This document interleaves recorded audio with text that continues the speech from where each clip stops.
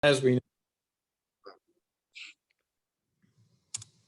Hey everyone, welcome to another episode of the Hardware Podcast. My name is Jackson Danner alongside my co-host Omar Borja. We are going to go over some week 2 players of the week we've got down and get a little bit into these awards. So how you feeling this week? I'm excited. A bit of a low-key week, but there are some scorchers still on the schedule. I mean, I'm not sure how much America wins with Bo Nix versus Sean Clifford on primetime, but, we'll see. It could be good. So drink that Milos. Oh yeah, drink that Milo sweet tea.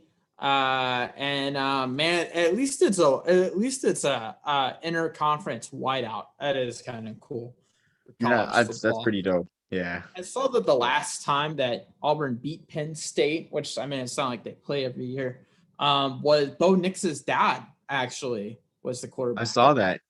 Yeah. Yeah. So, a little bit something to chew on there. I'm sure ESPN and ABC will only mention it 15 times. So pretty cool to at least know that a little bit before Saturday.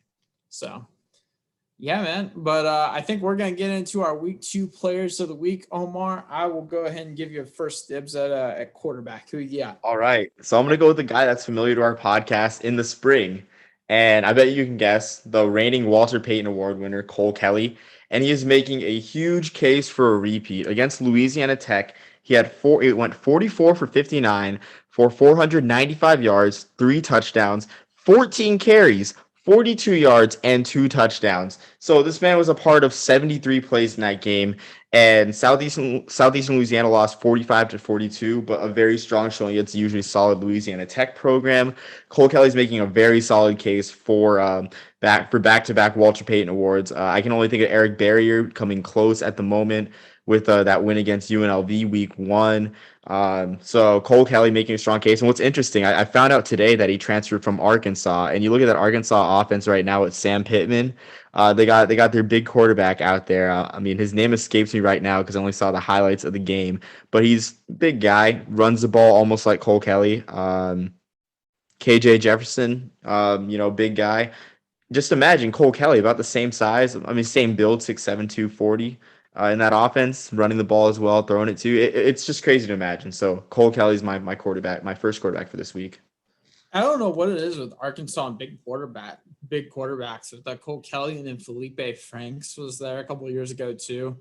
He was a pretty big dude. So yeah, I mean that's awesome to say. We don't talk enough Cole Kelly or FCS on this show. So yeah, that's definitely he had a strong performance. I mean, if he keeps that up, why not back-to-back ones? I don't know when the last time that was done, but I know it's been done before. Find out by the end of the pod. I'm going to go with Brennan Armstrong, a quarterback from Virginia, 27-36, 405 yards, 5 touchdowns and a pick last week in a 42-14 win over Illinois. And we're going to get to see him duel Sam Howell this weekend. So that's going to be awesome to see right there on the ACC network.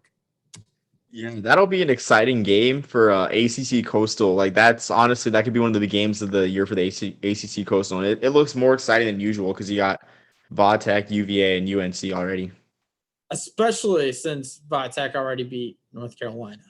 That makes it really interesting. Otherwise, I think we just go ahead and hand this to North Carolina. But yeah, that's going to be awesome to see. Who's your second quarterback that you got? You're gonna hate me for this. Honorable mention to Merrimack's quarterback, which I had him pulled up earlier on. But I have to give credit where credit's due. Even though Merrimack upset Holy Cross at Fitton Field in the home opener, Weston Elliott, a Louisiana Tech transfer, threw for 259 yards and 2 touchdowns in Merrimack's first win over a ranked team. So I'll give them credit there. But my next guy is a man that I think Jackson's gonna cringe whenever I say this name. But Terry Wilson, Kentucky quarterback who had 2 wins against Florida. He's found new life. And I'll be honest, I didn't expect this out of Terry Wilson, but he threw for 381 yards against New Mexico State in the Rio Grande rivalry, 382 yards in the Rio Grande rivalry, and had 3 touchdowns, no interceptions. The offense looks like it's working well down there. Granted, it's against New Mexico State, but New Mexico State always brings their best against the Lobos. It was competitive, 34-25 win, but I'm excited to see like Terry Wilson actually like not depending on a running game with a like as we saw with Benny Snell at Kentucky. But honestly, I didn't think Scary Terry had this in him, and I'm glad that he does. And UNM is a slick 2-0 out in the Mountain West. Yeah, no, that's awesome to see. I love that that was the first thing on his resume that you pointed out, 2 wins over Florida. Omar, do want to say a sincere congratulations for getting through our whole quarterback segment without saying the Zach Wilson of the Seven Hills. So congrats to you on getting through that. I know you're probably shaking from withdrawal. So good job on that. My last quarterback, this one's gonna peeve you off a little bit. I've got Anthony Richardson, a quarterback from Florida, 3 for 3, 152 yards, 2 touchdowns, and then on the ground he was no less dangerous. 4 rushes for 115 yards and a touchdown. Man, he is an X factor. He is fun to watch. And man, I'm gonna put it on the Instagram story when we talk about this. But man, he made an incredible throw, not off his back foot. Like, it was great technique, but it was against his shoulder because he was backing up to the left side and then threw it right in the window there to Jake Copeland. So that was awesome to see. I'm impressed with him. I don't know if he deserves to be the starter or not, but man, I mean, he absolutely slayed it against a bad USF team. But my the guy who I had after Anthony Richardson on my quarterback list was Jerry Bonahan. So better pick than that. Oh, absolutely. I know you like Anthony Richardson a lot, and hopefully he starts this Saturday against Florida or against Alabama. Um, we'll see with that one. That's all I'm going to say about that game. I'm pretty indifferent towards the SEC, and I mean, I'm pretty sure I think Bama's going to win. I'm not trying to get or freezing cold take. That's what I literally just think. said that's all I'm gonna say, and then 5 seconds later you're like, I think Bama's gonna win. That's what I mean. Come on, man. Like So a the lot of people think suspense. that. I'll move on. I'll move on to running backs. I'm actually geez, I say I don't care about the SEC, but I mean, except for a couple players, and one of those couple players is Chris Rodriguez, who put on a show. Okay. This I is can why I change it put up. 3 running backs down, because Chris was one of my guys, but I've got another How one. could you ignore it? How could you ignore it? Yeah, You Chris can't. Rodriguez. You can't. Yeah, 207 yards. And we mentioned Terry Wilson leading on that run game. Like, geez, Mark Stoops has built such a program there out of Kentucky, especially like with the run game, being able to turn out great running backs. 207 yards, 3 touchdowns for against who is it? Against Missouri conference game. And Chris Rodriguez is just a bowling ball, man. He's just hard to bring down, and I mean, that's my favorite type of back, honestly. Just those big guys are just hard to bring down, and we'll see. Just throughout SEC play, Kentucky's always competitive. We'll see if they can take it to the next level and actually get to Atlanta. But I'll tell you what, with the way Georgia's playing, it's going to be hard, especially Stetson Bennett. You really would have blown a gasket if I picked Stetson Bennett, because I was tempted to pick Stetson Bennett too. You would have blown a gasket. I would have. I would have. So, yeah, you can't ignore Chris Rodriguez's performance. He did awesome there against Missouri. Yeah, it was good to see. And man, of course, that's our favorite type of running back. It's very Jarrett Patterson like, at least for that one game. So, that was awesome to see. My first guy, I'm going to keep it within the Power 5. I'm going to go CJ Verdell, running back from Oregon. On 20 attempts, he racked up 161 yards and 2 touchdowns. That's 8.1 yards a carry, 3 receptions, 34 yards, another touchdown that way. So 3 touchdowns. This came against a very good Ohio State team. So we haven't even mentioned that yet. Props to Oregon for going there at 9 a.m. local time and putting the W against Ohio State. Was that Ryan Day's first regular season loss? I can't remember. It was his first regular season loss, which is crazy. So, I know, it's insane. So yeah, great job to Oregon and company going down and do that without Thibodeau. So that's incredible. Yeah, good to see the Ducks doing well. Who's your next back? So I'm gonna go with didn't do great this week, but I'm gonna go with Deuce Vaughn out of Kansas State. And this is a guy I like. If there's gonna be a running back, I think this year's a solid year for running backs in the Heisman, really. I think all it's gonna take is one slip up by Bryce Young or Spencer Rattler to lose a Heisman for a quarterback. But he had 3 touchdowns, 120 yards against Southern Illinois, and he's had two back-to-back 100-yard games. And I mean, Deuce Vaughn, I look at Deuce Vaughn, and maybe it's the purple, but I see Darren Sproles in this modern era, and it's exciting to see. I mean, he catches the ball in the backfield well, averaged 17 yards a catch last year.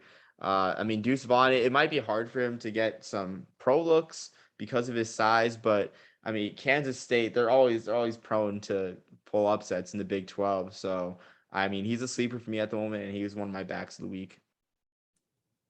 Man, North Dakota State's old either offensive coordinator or offensive line coach went down to Kansas State. And some of the designs, I remember this from last year specifically, some of the designs that he puts in there for their offensive line is really incredible. I remember going back, it was either 2019 or 2020 when they upset Oklahoma, when Kansas State upset Oklahoma. Gosh, there were some incredible designs by the offensive line that he put in there. And that certainly helps all of K-State's backfield. So yeah, my next guy I'm going to go with is Jerome Ford, running back for Cincinnati. I mean, they've already got a quarterback that's absolutely killing it in Desmond Ritter, but with Jerome Ford, 18 attempts, 113 yards, 3 touchdowns, and a pretty decent 6.3 yards per carry.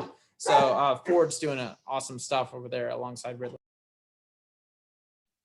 Yeah, like Cincinnati always turns out the backs. Like they really do. I mean, like especially in the Fickle era. Just looking back to Fickle era, you got Mike Warren. I'm not sure if he's still on the Colts. I know the Colts picked him up. I'm not sure if they ended up keeping him for the regular season. But you got Michael Warren. Jared Dokes was a really solid back last year, and then now they're starting back this year. It's just great that system they have. How they're able to. I mean, balance the pass and the run. I mean, I guess that's what makes Desmond Ritter such a great prospect at quarterback.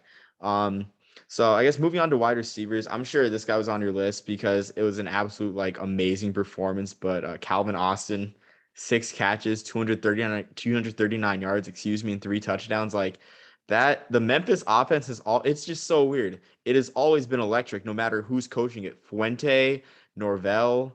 I don't even know where their coach is now. Honestly, it slips my mind, but whoever it is, like they're doing great things at Memphis, and it's a shame that they weren't included in the Big 12 talks because they fit geographically with West Virginia, Cincinnati. I mean, it's kind of a shame, but they'll carry on in this What an brave new incredible American. football town in Memphis too. Like it's awesome what they have there. Just the environment is incredible. So yeah, it is disappointing to see them not be included. So Okay, Ryan Silverfield. My apologies to Ryan Silverfield. I pay attention more to the players instead of the coaches, honestly. And that's a slap on the neck for me right there. But Ryan Silverfield's doing a great job with that offense. And like I think honestly that's a statement for Arkansas State to also play, keep score for score with Memphis too. So yeah, absolutely, man. No, so my first guy at receiver, I mean, he was definitely on my list. I've got a Quentin Johnson, a receiver from TCU, 5 receptions, 95 yards, and 2 touchdowns. Johnston, excuse me, with a great win over there against Cal. Love seeing these interconference Power 5 games too. no, it's great to see. And this time we had more points in a Cal TCU matchup, which was great, and it was a blessing, really. No cheese int bowl, cheese INT bowl.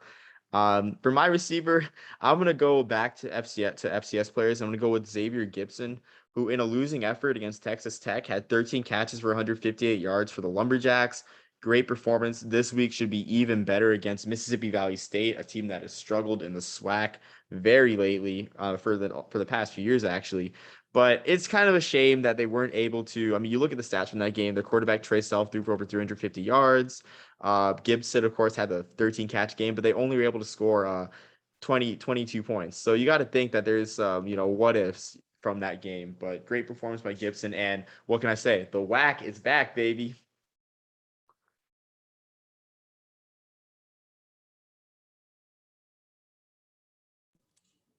Yeah, I love it, man. No, the whack is back for sure. I'm gonna go with a guy that he's building a case to be at least looked at for the Bill in the Cup. I'm gonna go with Jarrett Stearns, a wide receiver from Western Kentucky. This is his second straight week with 2 touchdowns, which is awesome stuff. 9 receptions, 171 yards, and like I said, 2 touchdowns.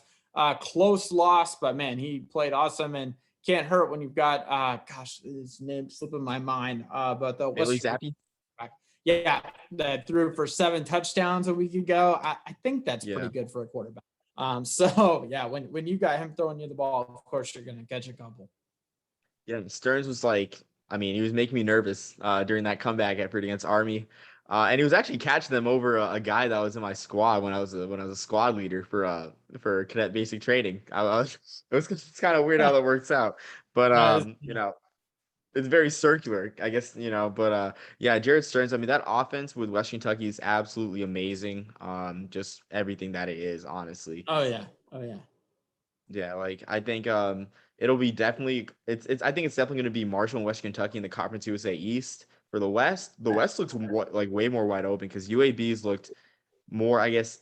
I don't know, it's hard to get a read on UAB, honestly. I mean, I thought they would have been more competitive against Georgia. But we'll see. This looks like, honestly, it might be UTSA's year with Sincere McCormick and Jeff Traylor out there, and Frank Harris too. I mean, just a loaded team. But moving on to defense, my first guy I'm going to go with at a game that I attended, the Coastal Carolina Kansas game, and I'm going to go with Alex Spillum, who had 6 tackles, 3 solos, 2 pass breakups, and he had 2 touchdowns. He scored 2 touchdowns, 1 on a block punt. Absolutely amazing game out there on the teal turf for Coastal Carolina, and they proved that last year wasn't. Well, I mean, I don't know if they proved it, but at least against Kansas, they proved that the last 2 years weren't a fluke. And they're certainly in the thick of the New Year's Six race. It's going to be an uphill battle though because the non-conference schedule didn't help them at all. There's already a little bit of hype surrounding Coastal Carolina after their incredible season last year and that win, but close win against Zach Wilson. If they can carry some of that momentum in the media, it certainly won't hurt. So yeah, man, no, it's awesome to see Coastal Carolina doing awesome stuff. I'm gonna go with Matt Hankins, corner from Iowa. Maybe the biggest game of the week last week. 4 total tackles, 2 interceptions and a pass deflection in that win versus Iowa State. So awesome to see Hankins do well, not in prime time, but still that big TV slot. Absolutely. It was weird seeing the keynote game of the week be at 3:30. Felt like it was 2004, honestly, if you're asking me, for the pre-Saturday Night Football era. But that's just heart-wrenching for Iowa State. I mean, they still can win the conference title, and I do think they will, honestly. But just like to be in the playoff race and everything, it just seems like it's weird that Iowa's the hub that they can't get over. And I think honestly it killed Breece Hall's Heisman candidacy and Brock Purdy's as well. Because if there's a running back this year to win it, I think it would have been Breece Hall. Oh yeah, definitely. And at least in the NFL world, like scouts are still. I mean, Brees Hall looks incredible. We'll still hear plenty of him in the postseason as we start looking towards the draft. But yeah, as far as Heisman candidacy, where you have to be in an elite level to be a running back and be considered, you can't put him on there. But man, he's going to be considered for all sorts of other stuff. My last guy that I have for defense is Kytrell Clark. I hope I'm saying that right. A corner out of Louisville. 5 tackles, 2 picks, and a 30-3 win versus Eastern Kentucky. Very, very solid performance. I mean, a good rebound for Louisville after what happened in the Chick-fil-A kickoff on the Monday night game, for sure. We'll see how they do in the ACC play, but just a good rebound game for that program. For my second defensive guy, I'm gonna go with Jacoby Durant. I think we talked about him a bit in the spring. He picked off Aqeel Glass 3 times. Aqeel Glass, a quarterback that we'll not only see in the HBCU Legacy Bowl, but hopefully the East-West Shrine Game with that new partnership that they have with the MEAC and SWAC, where they're picking players of the week for the MEAC and SWAC. Aqeel Glass is an underrated pro prospect. Jacoby Durant picked him off 3 times. This week he had 2 picks against Clemson, one of them coming against DJ Uiagalelei. So an absolute ball hawk to Jacoby Durant is. It seems like every few weeks we hear about him getting a multi-interception game. That's what it feels like. Yeah, that's how it feels like. Yeah. So, and again, it'll be interesting to see. I mean, I think you'll be seeing a lot of Jacoby Durant because the MEAC race, there's only 6 teams, And South Carolina State looks like probably the most talented team out of the bunch. I don't know if North Carolina Central has a consistency. So yeah, Jacoby Durant, just make sure you're watching out for him on those Thursday night HBCU games whenever South Carolina State gets a slot. Yeah, whenever anyone other than Jackson State gets a slot, it's definitely something to tune into. Real quick, what are your top 5 for the Heisman following week 2? So I'm gonna go out on a limb. So of course it's Bryce Young number 1, but number 2, I think CJ Verdell. Honestly, like I think he has a huge chance.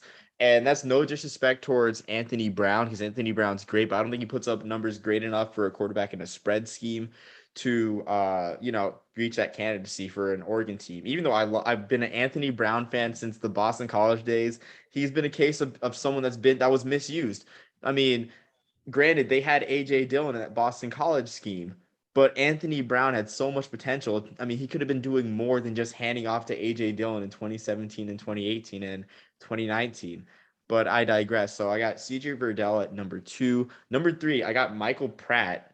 And this weekend, this Saturday against Ole Miss, oh my goodness, like this could like catapult his Heisman Oh candidacy my if he gosh. outduels Matt Corral. Like I'm excited just thinking about it, man. Really excited about it for sure. So that's my number 3. I think number 4 as well. It's kind of tough because everyone's kind of playing cupcakes, but number 4, I got Spencer Rattler. 76 nothing's hard to ignore, even if it is against Western Carolina. So that's my number 4 guy. As for number 5, I mean, no one's really stood out as much, but it's hard to ignore when someone pops their finger back in, honestly. I got to go Jack Cohn. I mean that's a Heisman moment, man. If I ever seen one, even if he doesn't like win the Heisman, like that's a Heisman moment for anyone. Hey, you're not wrong about that. Looked like Matthew Stafford out there, popping it right back in and then going on there.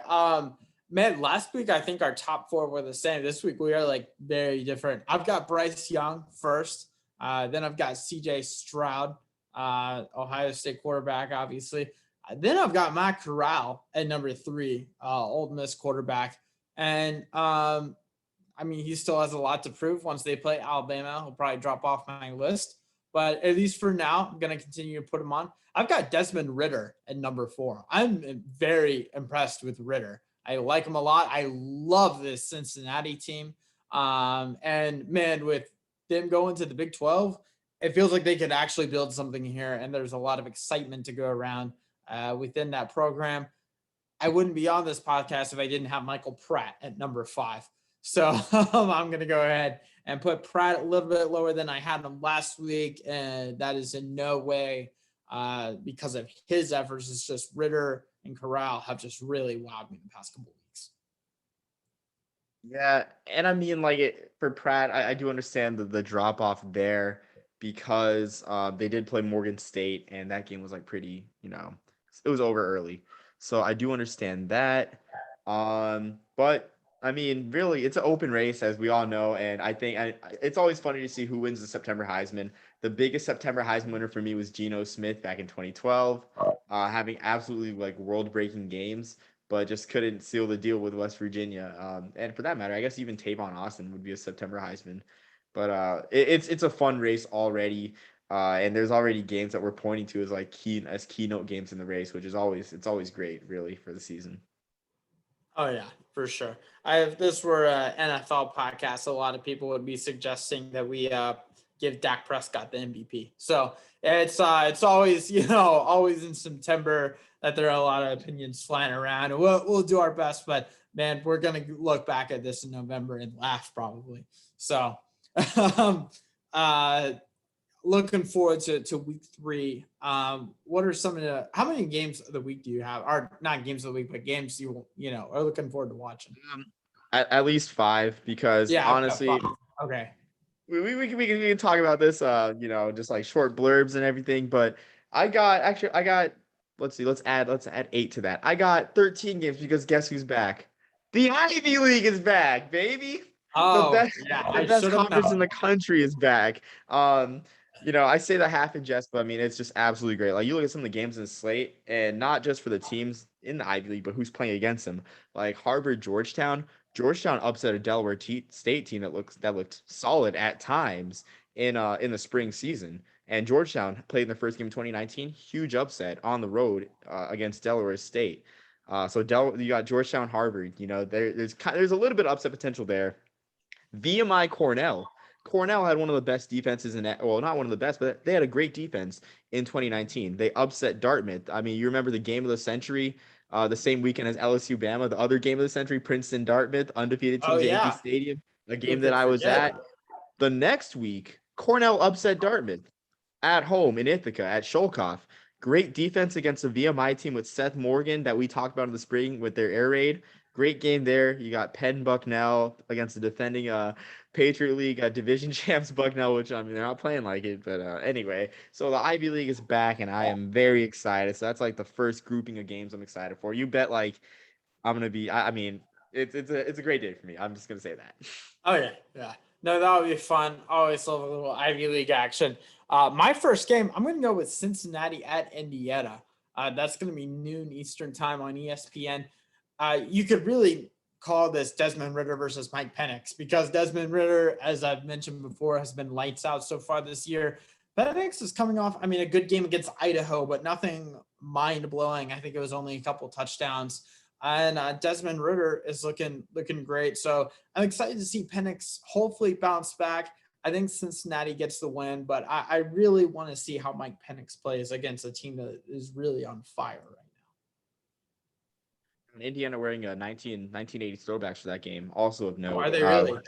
Yeah, great Yeah. uniform matchup right there. I'm tempted to buy a jersey when it gets cheaper. Maybe next year when it gets down to $40 on eBay. I wouldn't Tempted. blame you. But my next game, I'm going FCS heavy because honestly, I think the FCS slate is way more impressive than this third week slate's kind of a bit of a lull, if I'm being honest with you, just looking at these games. And there's a couple HBCU classics I'm liking, especially the Nations Classic in Washington D.C. at the former home of the DC Defenders, Audi Field, which I mean, of course, home of of DC United, but it'll be there. Howard Hampton, one of the great rivalries in college football, in HBCU football. And I got to ask Jackson, does the name Jet Duffy ring a bell to you? Does not. Who is that? Oh, okay. Well, Jet Duffy started quarterback for Texas Tech until 2019. That's why I Oh, asked. okay. Yeah, Oh, with the okay. Dreads. Yeah, he's now Hampton's starting quarterback, and he's Oh, hit a bit of a rough patch. Yeah, he's hit a bit of a rough patch. Went 7 of 16 for 83 yards against Old Dominion. Of course, they were huge dogs against Old Dominion. Howard's looking to find their way. Again, they had a blowout losses to Richmond and Maryland. But this game will be on national TV, NBC Sports Network. I'm pulling out the Buffalo Burgers for the Howard Bison. I'm also pulling out the Pirate Popcorn for Hampton. Should be an exciting oh, game. man. Oh yeah. No, you can get anyone hyped up about that game for sure. Uh, man, I'm looking forward to another game. I'm looking forward to Purdue at Notre Dame. That's going to be 2:30 Eastern on NBC. It's also going to be on Peacock if you subscribe to that streaming service. Purdue's beat a Pac-12 team in Oregon State. They also shut out UConn last week, 49-0. You may say those wins aren't very impressive. Well, an overtime win versus FSU and a close win against Toledo also isn't very impressive. So my guy to watch for is Jake Plummer, Purdue's quarterback, a ridiculous 74% completion percentage, 558 yards, and six touchdowns, no interceptions on the year. So he has had a very quiet but very good year, and I'm excited to see what Plummer and company can do against Notre Dame. I think isn't it Jax Plummer? I thought it was Jax Plummer, something else. I could be wrong. Oh wait, did I type that? Yeah. Hey, Okay. Jake the Well, that's Snake was cool, embarrassing. man. No, Jake the Snake was the man. He was cool and all, but Jack Plummer. Jack Plummer. It is Jack Plummer. My apologies to Jake Plummer and Jack Plummer. I don't know if there's any relationship, but yeah. Oh no, that's his son. That's his son. That's Jake Plummer's son. Yeah. Oh, stop! I did not know that. So I meant to say Jake Plummer's son. That's what I was trying to get at. So yeah, I typed that wrong. It's been a long day. So yeah, but Jack Plummer, quarterback for Purdue. So, and his name, regardless, does not affect his completion percentage, which is insane. So, yeah. What's your next one? I'm gonna take a break from, of course, from the FCS. That doesn't mean I'm done though, but you got a couple games, that are, harking back old memories of old conferences, Boston College, Temple, good old Big East days, and of course Nebraska, Oklahoma, and just I know Nebraska's hit a rough patch, but just for the historical value of that game, everything that game used to mean on the college football calendar, it's just good to see it back on again. It's great. And on the 50th anniversary of the game of the century, if you do anything before this weekend, rewatch highlights of that game, especially Johnny the Jet Rogers punt return. Oh my goodness, what a play, man! What a game, really. That game stands the test of time. An exciting game that would hold up today. Yeah, definitely, man. No, I'm excited to see that one. That'll be fun to watch for sure. My next one, I'm gonna keep it in the Power Five. Virginia at North Carolina. That's gonna be 7:30 Eastern on the ACC network. We've already talked a little bit about that. Something that I thought was really interesting. Virginia has not won a road game since 2019. They lost all of their road games last year, and they're like very good at home. They've got one of the best home records in the nation. But they have struggled on the road as of lately. So that's going to be interesting to see. North Carolina, it's kind of a disappointing season already with that week 0 loss against Virginia Tech. North Carolina, I mean, there were people talking about maybe not playoff aspirations, but they were talking about, New Year's 6. So kind of a disappointing year already. We'll see if North Carolina can stay strong after their cupcake win a little bit ago. Yeah, I mean, again, and like we said earlier, like that could be a huge game for the ACC Coastal, because North Carolina with 2 losses, they would be eliminated this early because, I mean, that's before they play sure. Pitt.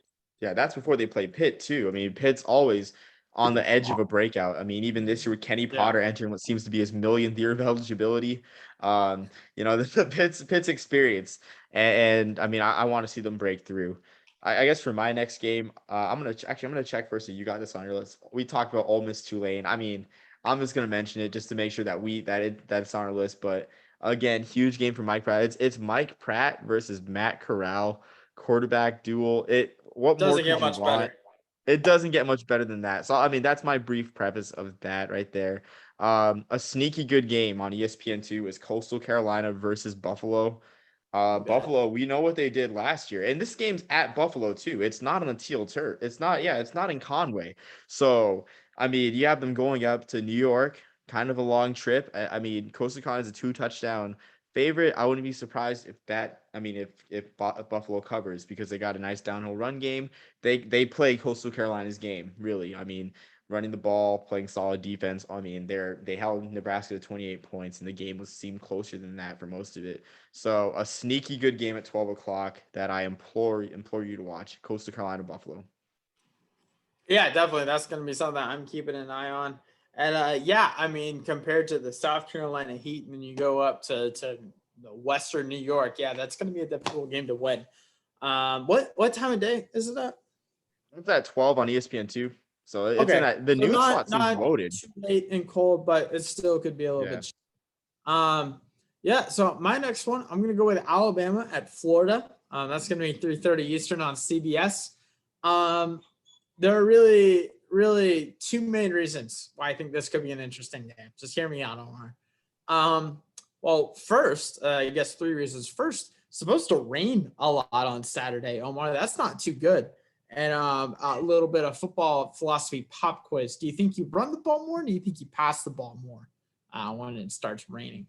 I mean, in a spread offense, I would think you pass. I think you're trying to set me up. I think in a spread offense, you pass the ball more. I was trying to set you up and you failed. So I'm going to go with run. Omar, do you know what team has more rush yards than anyone else in the nation, including Army with all? That's my first guess. It's not Navy, because Navy ran for 36 yards last week. Sorry, that's my one Navy shot. Anyway, Florida. Okay, again, you guys said 700 yards off. Yeah, it's Florida. Yeah, they lead the nation in rush yards, which is crazy. Alabama, last time I checked, was ranked 119th in rush yards. You know what else Alabama is ranked low in? They're 121st in third down percentage on defense. So there are 120 teams that are better at third down defense than Alabama. So I'm just saying those are two very interesting. If Florida if they can continue to run the ball well, especially if it gets a little rainy out there. And on third down, if they can finish out against a not elite third down defense by Alabama, they could keep this close and certainly cover a 14.5-point spread. So I'm just throwing those two things out there. It's something to watch on Saturday. Because I know you're planning to watch SEC football all day, Omar. So Yeah, I am. Yeah, you yeah. got me. Yeah, okay. So I'm gonna go on the complete opposite end of the spectrum towards my next game. I think the timing was perfect because I'm gonna go with another HBCU classic. I'm going with this time a D2 teams playing.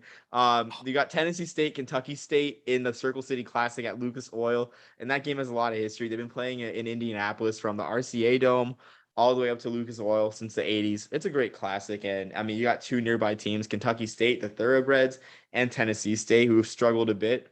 With Eddie George at the helm. It's amazing. I mean, Tennessee State's played 3 neutral site games in their first 3 weeks. Like, wild.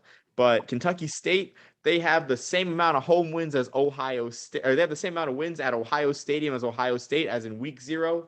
They beat Central State in the Classic for Columbus at the Horseshoe, and they will end with a better win percentage than Ohio State at Ohio Stadium. That should be noted. But they also got a great running back. They have a great run game.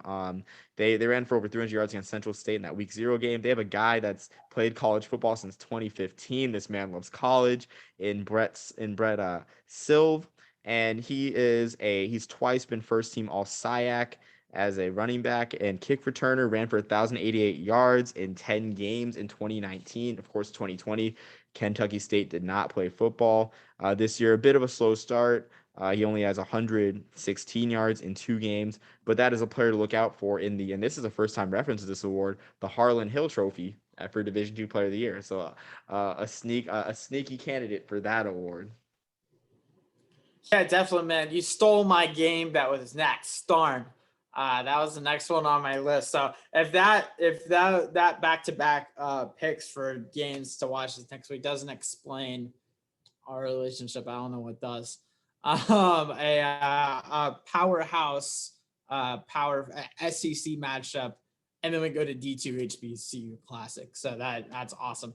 My last game of the week, I'm gonna go. Hear me out, okay? I'm gonna go with UConn at Army. It's gonna be 12 Eastern on the CBS Sports Network. UConn got absolutely embarrassed by Purdue, 49-0. They're benching Jack Zergiotis. Jackson, you got to get one of these hard names sometime, man. You got to get one of these hard names sometime, man. I know, man. I don't know what's going on. My mouth is dry. I'm like screwing literally everything up. Krajewski, the 2 quarterbacks that started before. I think the third change is the charm back. Lobster biscuits for closers. They should stop by Grant Hall and get some microwave lobster biscuits afterward because they're gonna close and get their first. You're saying UConn's gonna beat Army?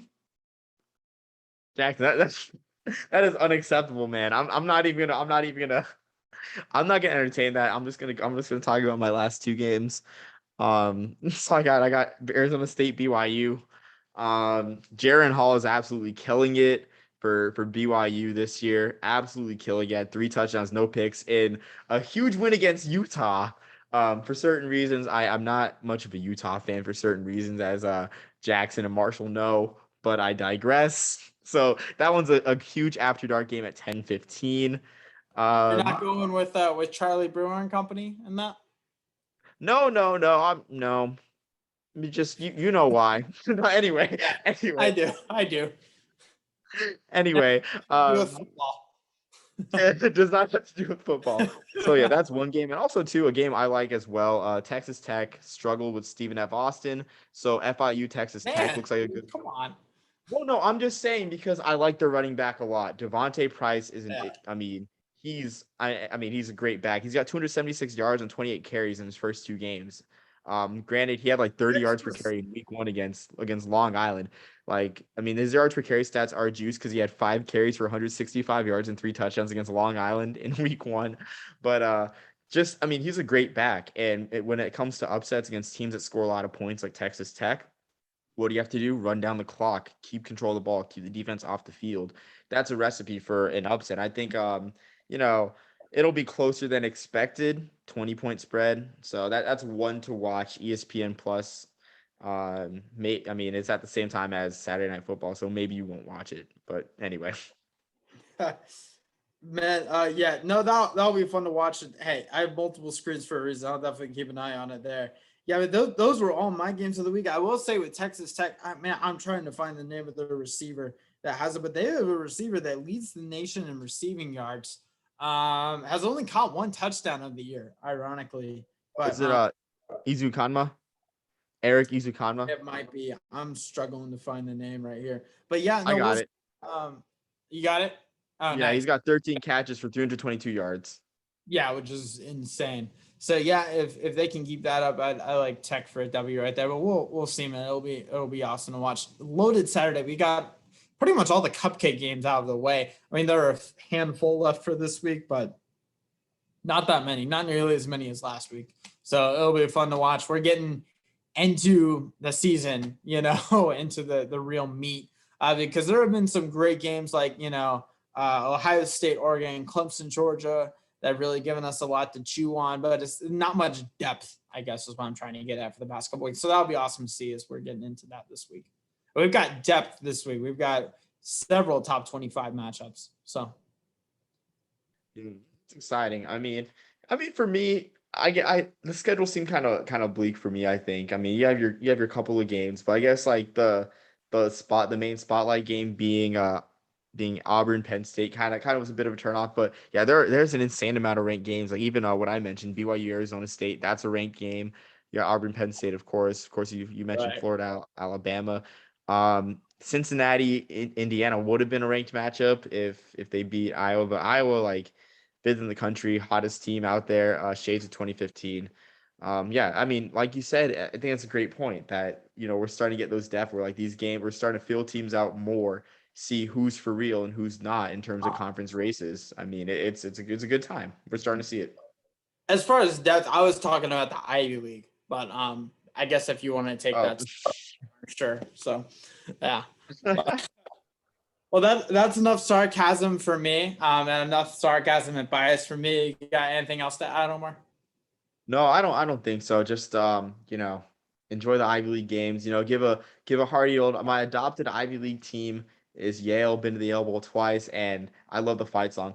Bulldog, Bulldog, bow wow wow, Eli Yale.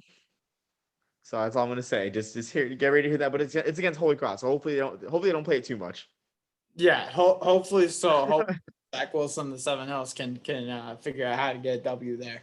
So, yeah, I will say this: 2007, Fitton Field with my dad in the stands, and we watched Holy Cross Yale, and they had this running back, Mike McLeod, ran the ball 40 times for 256 yards, and my dad and I just looked at each other, just completely lost, like why they could not stop this guy. But to this day, Mike McLeod is still running towards the highway that surrounded Fitton Field, that surrounds Fitton Field. Like he's still running in my nightmares. Yeah, man. Well, man, I'm excited to see all the games this weekend, including that one, and man, it'll be fun. Man, I think that's it for me. I guess right before you close out, Florida State lost to Jacksonville State in 1980. So that's all for me. Oh wow! I'm proud of you that you saved it to the end. I'm proud of you. Really, yeah, it was tough, and I couldn't even joke because I was too excited. I was like, that one's not good enough. I have to wait. So yeah. I mean, I'm not a big Florida State joke guy. As I'm about to close, I'm always rooting for Mackenzie Milton. So, but it does show. I'm pulling for Milton too. It's an awesome story that he has, but it shows that maybe Tiger wasn't an issue. Maybe this goes a little bit deeper. So that's what I'm saying because Taggart's doing fine right now with FAU. Oh yeah, he's doing great stuff in at FAU. Yeah. So yeah, no, we'll leave you with that to ponder what the problem really is down in Tallahassee. But until next time, till next week, peace, love, and soul, everyone.